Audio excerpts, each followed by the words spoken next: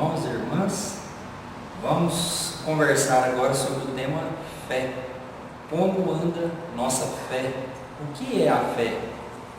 Vamos conversar a que ponto que realmente estamos tendo fé nos nossos irmãos, fé em nós mesmos, fé no nosso Pai.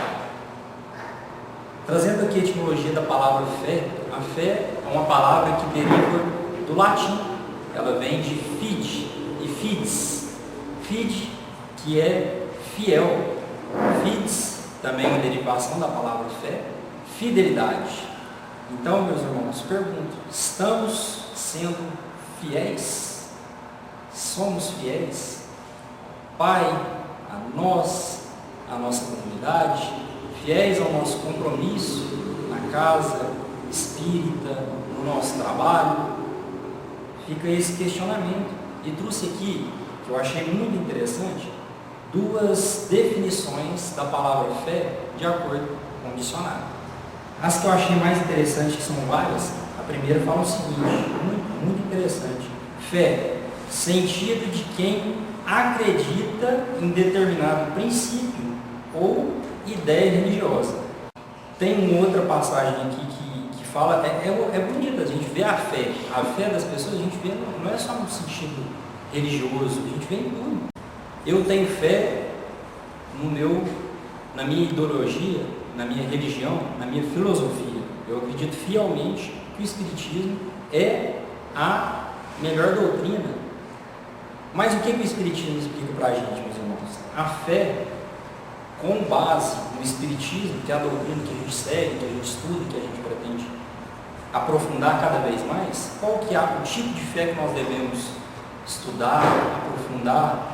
O que Kardec deixou para a gente? A fé raciocinada. O Espiritismo é baseado em cima de uma doutrina que foi feita em processos científicos. A gente tem que usar, a gente tem como base, em todas as passagens, em todos os momentos, em todos os aspectos da nossa vida, religioso, espiritual, pessoal, trabalho, como discernimento. Usar o nosso discernimento. É uma oportunidade que a gente tem de evoluir. Você pode ter o amor no que você tem, do fundo do coração, igual a segunda passagem que fala no dicionário, que eu achei muito interessante aqui. No dicionário podemos usar dezenas ou até centenas de palavras para definir uma mesma palavra. Ele define a palavra fé da seguinte forma, na outra que eu notei: adesão absoluta do espírito por aquilo que se considera verdadeiro. Com isso a gente vê o que? O dicionário usa o sentido da palavra espírito para definir a fé, o que vem de dentro de nós. Quando a gente chega num lugar que a gente realmente acredita naquilo, a gente sente diferente, cada um da sua forma. Às vezes um com arrepio, às vezes o outro se sente tão emocionado, o calor dentro do coração. E o dicionário, o próprio dicionário, que é uma ciência da língua portuguesa, traz essa definição com a palavra espírito, para definir fé. Portanto, temos princípio, ideia religiosa ou adesão do espírito a esse conceito. E aí eu lembro de uma passagem a respeito do morno que é interessante, uma parábola que fala o seguinte: o homem estava em cima do muro, e aí do lado de cá tinha um anjinho, e do lado de cá tinha o diabinho. O diabinho quietinho, e o anjo falando para ele: ô, desce para cá, esperevando com ele, tentando trazer ele de cá, e o diabinho quietinho lá, só olhando ele em cima do muro assim, e o anjinho pelejando para ele descer. Aí o cara chegou e falou pro diabinho assim: ô diabinho, você não vai fazer nada não? O cara tá lá pelejando para ele descer pro lado do anjo, fazer o bem lá, vamos tentar trazer ele para cá pro nosso time aqui, vamos tentar trazer ele para cá. Por que você tá quieto? Ele falou assim: enquanto você estiver aí em cima do muro, quem estiver andando em cima do muro, pode deixar que ele é nosso, fica tranquilo. Ou seja, expressemos a nossa fé sem o medo, sem o receio. Enquanto eu estava preparando aqui essa conversa que a gente está tendo, eu estava encostado no muro, não era esse muro, era um muro real, de verdade, não era desse da brincadeira. No horário de trabalho, eu parei no intervalo, fui lá de fora fazer uma leitura. Aí passou uma pessoa que trabalha comigo, era do RH, essa pessoa, e ela fez uma pergunta para mim. Porque eu costumo postar as coisas. Às vezes as pessoas têm uma imagem da gente que forma algum julgamento. Então, gente que está no centro espírita, em algum lugar religioso, a gente não é melhor que ninguém, a gente não erra menos do que as pessoas, talvez. A gente só está buscando o caminho certo. Não é? A gente está buscando o caminho melhor, fazer a nossa reforma íntima. E aí essa pessoa perguntou para mim assim, passou e eu escorado meio lá no sol, pelejando o negócio dar certo, eu consegui fazer. E aí ela perguntou, Bruno, você vai ler o Salmo para nós? Fez uma brincadeira. E aí, essa brincadeira? Pode ter sido só uma brincadeira e passou? Ou pode ter sido que dentro das corporações é aceito você conversar a respeito, sempre respeitando, lógico, a forma da empresa trabalhar e a ética e a religião de cada um, a gente não interfere nisso, mas será que qual que é esse tipo de brincadeira? Mas a análise é o seguinte, que eu vejo que isso de forma nenhuma vai abalar minha fé. Por quê? Escolhemos o caminho, meus irmãos. Escolhemos os caminhos. Qual que é o caminho que eu escolhi? O caminho seguir esse. Eu tive, depois que ela passou, que eu fui pensar, eu falei, olha, realmente o Salmo não tem, mas tem uma passagem do Evangelho, se quiser eu leio, mas ela já tinha passado. Mas enfim, pode ter sido uma brincadeira, mas de forma nenhuma isso vai abalar minha fé e o convite é esse, a gente caminhar com todas as diversidades que nós vamos ter, todos os desafios que nós vamos ter, sem deixar que isso de forma nenhuma abale a nossa fé, a nossa estrutura, e a gente poder continuar no caminho certo, na direção certa, no que a gente acredita, lembrando sempre da fé raciocinada. Eu acredito fielmente na nossa igreja, na nossa religião, no nosso centro espírita, eu acredito nos nossos professores, eu acredito no que me faz realmente sentir isso por dentro e raciocino se realmente aquele é o caminho certo a seguir. Com isso, sigo firme em direção ao meu objetivo. Então essa foi primeiramente essa passagem, esse relato que aconteceu, o fato que eu achei interessante, quis compartilhar com vocês, trazendo aqui agora a passagem de Mateus capítulo 14, versículo 22 a 33, que relata uma passagem de fé linda, e antigamente, algum tempo atrás, tinha uma certa dificuldade com a Bíblia, eu achava bem confusa, porque tinha o Novo e o Antigo Testamento, aí no Novo tem João, tem Mateus, tem Lucas, e aí tem o capítulo do versículo, era meio confuso para mim, apesar que a gente sabe que é bem simples, mas eu vou ler uma estratégia, eu vou abrir esse livro aqui no meio, aonde que der eu vou ler. Aí dali deu na passagem de Mateus, capítulo 22, versículo 33. Logo depois, Jesus insistiu com seus discípulos para que embarcassem no barco e fosse adiante para o outro lado, enquanto ele dispensava a multidão. Depois de dispensar a multidão, subiu sozinho ao monte para orar. E ao anoitecer, estava ali sozinho. O barco, porém, já estava a várias distâncias da terra, açoitado pelas ondas, pois o vento soprava forte contra ele. Naquela quarta vigília da noite, Jesus foi até eles, andando sobre o mar. Quando os discípulos o avistaram, andando sobre as águas, ficaram aterrados e disseram: é um fantasma! Gritaram de medo. Mas Jesus imediatamente lhe disse: coragem, sou eu, não tenho medo. Então Pedro respondeu: Senhor, se és tu, manda-me ir ao teu encontro andando sobre as águas. E Jesus respondeu: venha. Então Pedro desceu do barco, andou sobre as águas e foi em direção a Jesus. Mas, ao sentir o vento forte, teve medo e começou a afundar. Gritou: Senhor, salva-me!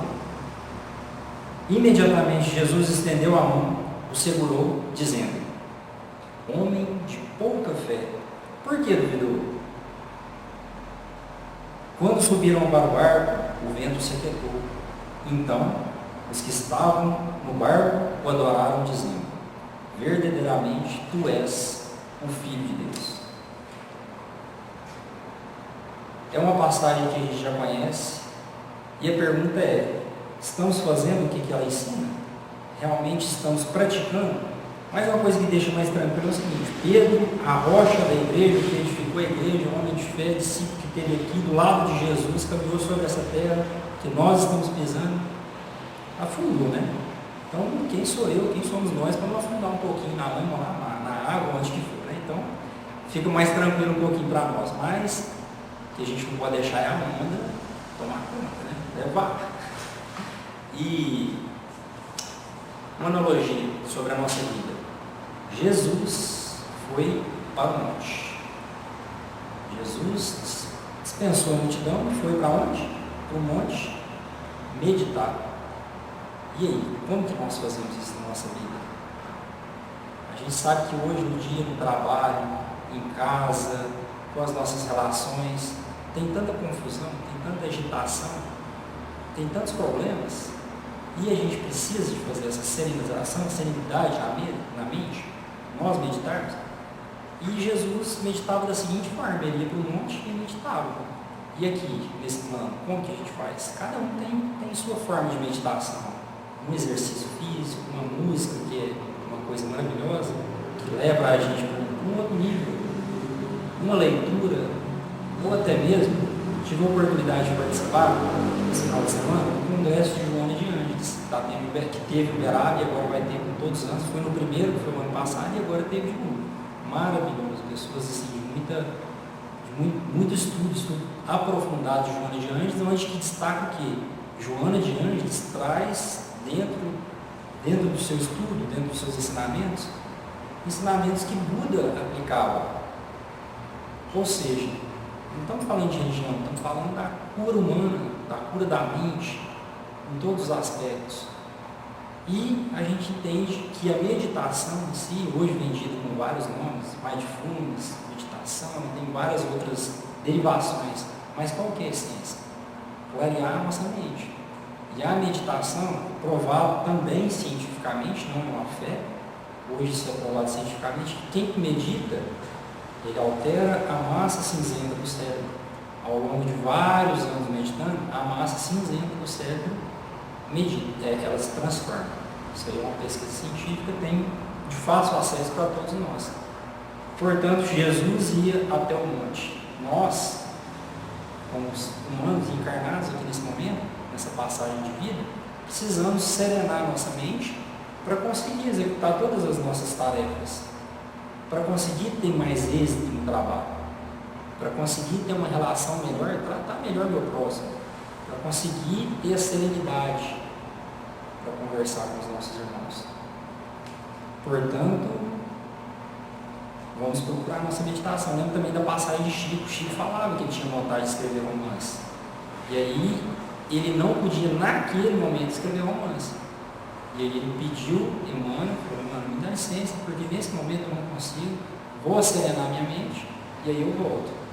Então Chico volta e escreve o romance, depois que ele serenou a mente, porque antes ele estava passando por problemas, ele relata que são problemas familiares, não falo o quê, mas são problemas familiares que estavam tirando aquela possibilidade dele fazer aquela serenização da mente dele.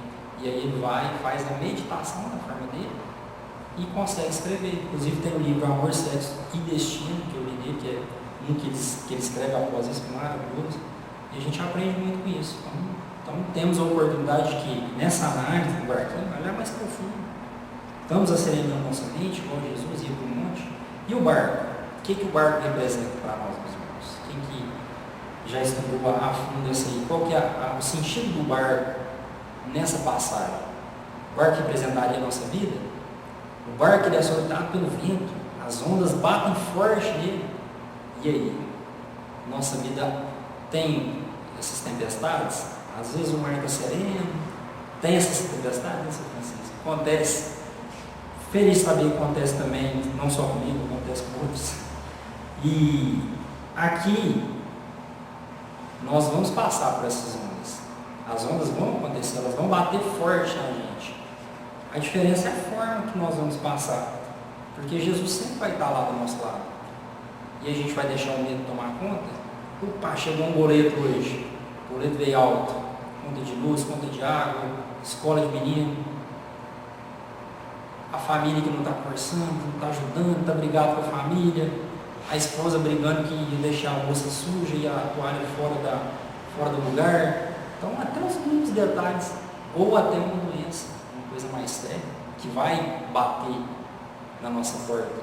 E qual que é a diferença, meus irmãos? A forma que a gente passa por essa onda, a forma que a gente vai conseguir estender, pedir ao Pai que nos dê a mão, a Jesus que nos dê a mão, que nos tire dessa tempestade, que nos dê força até passar. E como que nós vamos passar? Porque passar nós vamos, isso é certo. Isso aqui é uma vida, é uma passagem, é um momento que nós estamos passando aqui. O Espiritismo nos ensina isso. A forma que eu vou passar quando eu olhar para trás, eu passei murmurando, reclamando, ou eu passei com coragem, com resignação, com fé. Passei com fé.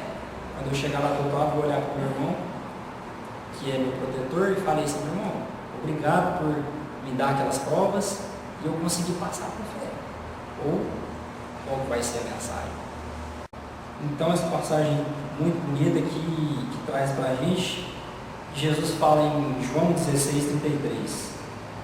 Tenho-vos dito essas coisas para que em mim tenha paz. No mundo tereis aflições. Tende bom ânimo, eu venci o mundo. E Jesus traz para nós que ele venceu o mundo. Então, que nós tenhamos bom ânimo, passamos com um sorriso no rosto, mesmo as dificuldades, que faz a diferença. A gente sabe, quando a gente tem um sorriso, existe também estudos aqui, além do Espiritismo, que falam quando a gente se empenha para dar aquele sorriso, para dar um aperto de mão carinhoso, um abraço, isso aí contagia, nos traz alegria, nos traz mais ânimo para a gente passar os desafios. Eu trago aqui uma analogia interessante, vou fazer uma brincadeira aqui com vocês, que é a seguinte: imagina que compara muito, eu fiz uma comparação que eu achei interessante com a fé. Imagina o Zé Roberto me chama para ir lá no parque, e aí tem um balanço gigante, e esse balanço está no Guinness Book, e é o maior balanço que tem no mundo. O Zé Roberto me empurra, e eu estou balançando bem alto, e ele lá na frente falando: pula. E aí? Vocês pulam ou não? Eu não sei. Mas vamos fazer uma outra analogia. Zé Roberto passando, vocês que são mais novos, vocês não vão lembrar, mas o Zé Roberto passando na Avenida Afonso Pena, olha para o lado esquerdo dele e vê o Cine Bristol. Vocês não vão lembrar do Cine Bristol, era um cinema que tinha ali na Avenida Afonso Pena. Está passando o filme Titanic. Zé Roberto entra, conhece a Rose, o barquinho deles não afundam como o Titanic, eles continuam, se casam e tem o Zé Robertinho. Zé Robertinho está no parque com o Zé Roberto, quando tinha 5 anos, Zé Roberto põe ele no balanço do Guinness e empurra. Empurra bem alto, ele lá em cima. Zé Roberto olha para o Robertinho, filho dele, e fala: pula. Será que pula? Talvez ele pularia, porque ele é filho do Zé Roberto. Ele é filho do Zé Roberto, o Zé Roberto que criou, então ele confia, ele tem fé no Zé Roberto. Assim eu analiso com o pai, quando o pai coloca a gente na vida e joga a gente no balanço, e ele fala para a gente: irmão, dá o passo que eu vou colocar o chão. Pula do balanço que eu vou pegar na sua mão e te colocar no outro lado do problema. Que aí você vai olhar para trás e vai ver que tanto que era simples a saída desse problema. E assim é o que nós devemos fazer. Passar do barco, passar das ondas com a mão dada, acreditando que nós vamos dar o passo, que Jesus vai puxar. Não foi ele que sustentou a gente até aqui? Não foi ele? Ou foi por nosso esforço? Acredito que tem sido pelo Pai. Então, caminhamos com fé em direção ao Pai, que vai para o chão. Uma questão muito complexa, mas que eu acho importante trazer aqui para a gente conversar. É uma causa que tem atingido muitas pessoas, está no nosso meio. Antes não era falado sobre isso. E eu vou trazer esse ensinamento que foi dado, que eu peguei, que eu aprendi lá. Na verdade, queria compartilhar com vocês essa questão complexa do suicídio. O que é o suicídio?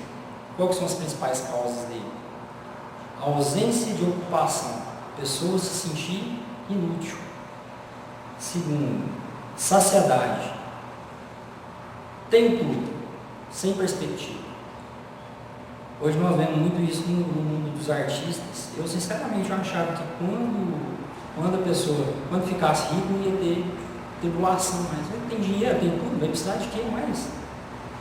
Não fiquei rico ainda, né? Mas não desisti também. Não fiquei rico, mas não desisti também.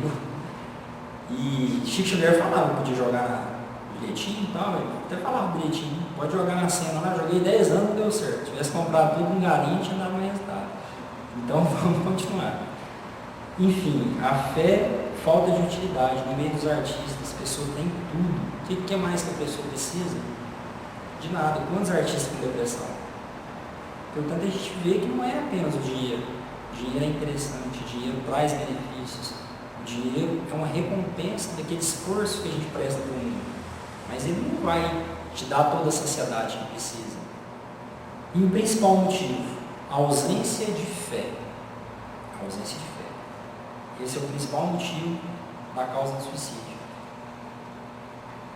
Para compartilhar uma história, eu não vou citar nome, mas tem um lar aqui em Uberlândia, lá no Planalto. Não vou citar nome para evitar, mas depois, se vocês quiserem, eu posso compartilhar o nome. Eles fazem um trabalho maravilhoso. Eles acolhem moradores em situação de rua, no Planalto. E aí eu tive a oportunidade de um sábado ir lá. Todo sábado, o pessoal chega cedinho lá, começa às 9 horas, eles tomam um café, e aí eles dão um kit de higiene para eles, roupa, toalha, dão um banho lá, e aí depois almoça. Tem a leitura do Evangelho, ou do livro que eles fazem, e aí dá o passo também. Trabalho muito bonito, muito bonito. É lógico que lê de acordo com o discernimento deles, tem os desafios, e eles convidaram a nossa equipe lá do SEC para participar, e aí foram 2 pessoas do atendimento fraterno, que está há muitos anos no espiritismo, e eu e mais um homem, que precisa também da pessoa, dessa figura para ajudar. Por exemplo, cortou o dedo, cortou muito forte, e às vezes ele não quer receber aquele tratamento no hospital. Aí ele foi tomar o banho lá, suja, o banheiro de sangue, a gente vai lá dar esse apoio, e é um trabalho muito bonito mesmo, maravilhoso. E eu tive a oportunidade de estar lá. E o questionamento que eu fiz para mim, que eu trago para nós, quem que ganha mais na casa espírita? Quem que está doando e quem que está recebendo? Por que eu faço esse questionamento? O atendimento fraterno mesmo é a responsabilidade das 2 meninas. Mas eu parei do lado e fui conversar. Ia ter uma galinhada, eu vi eles lavarem as mesas lá. E aí deu uma pausinha e parei do lado de uma dessas pessoas em situação de rua. Devia ter uns 50 anos, não era nem tão velho. Ele trouxe 3 fatores que eu achei fantástico ele me falar, que eu admirei a fé dele, eu achei muito bonito. O primeiro, ele em situação de rua, empolgadíssimo porque ele ia aposentar. E aí ele me falava, eu vou aposentar, eu consegui agora, estou mexendo com documento, e meu Deus, é tão bom, que ele vai me dar essa possibilidade de aposentar. Eu olhando para ele, os olhos dele assim, naquele momento brilhou, iluminou assim, e eu achei muito bonito. Aí eu olhei para ele e falei, mas ele está em situação de rua, vai aposentar. Esse é o primeiro fato que ele demonstrou muita fé. Perguntei para ele, mas como o senhor vai aposentar? O senhor está levando os documentos? Quem está dando apoio para o senhor? Sua família?